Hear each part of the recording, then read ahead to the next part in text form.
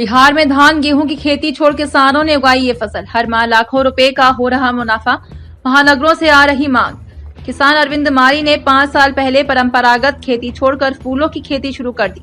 गेंदा और गुलाब की फसल से जहां खेत चमन बने, तो वहीं किसानों की जिंदगी में भी बहार आ गई। फूलों की खेती से अच्छी कमाई होने लगी। यह देख आसपास के अन्य किसानों ने भी परंपरागत खेती छोड़ फूलों की खेती शुरू कर दी है।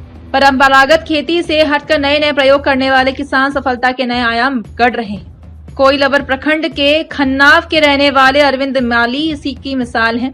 इलाके के अन्य किसान भी इसी राह पर चल पड़े हैं।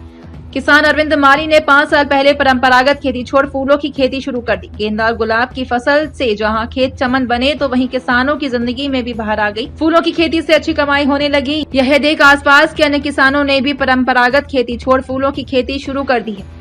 आज इनके यहाँ उपजे फूलों की आपूर्ति आरा से पटना तक बाजारों में हो रही है। किसान अरविंद बताते हैं कि शुरुआत में परेशानी हुई थी, लेकिन जब बाजार में सप्लाई चेन बन गई तो फिर अच्छी कमाई होने लगी।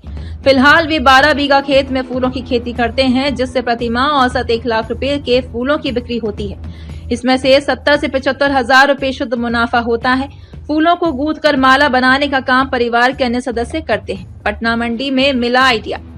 अरविंद का कहना है कि पहले वे गेहूं और धान की खेती करते थे। 5 साल पहले वे पटना की फूल मंडी में गए, जहां एक व्यापारी ने उन्हें फूलों की मांग के बारे में जानकारी दी। व्यापारी ने बताया कि वे लोग कोलकाता की मंडी से इसे लाते हैं, जिससे परिवहन महंगा पड़ता है। व्यापारी से बात करते हुए फूलों की खेती करने का फैसला ले लिया, यह बताते हुए कि परंपरागत खेती छोड़कर फूलों की खेती करना आसान नहीं था।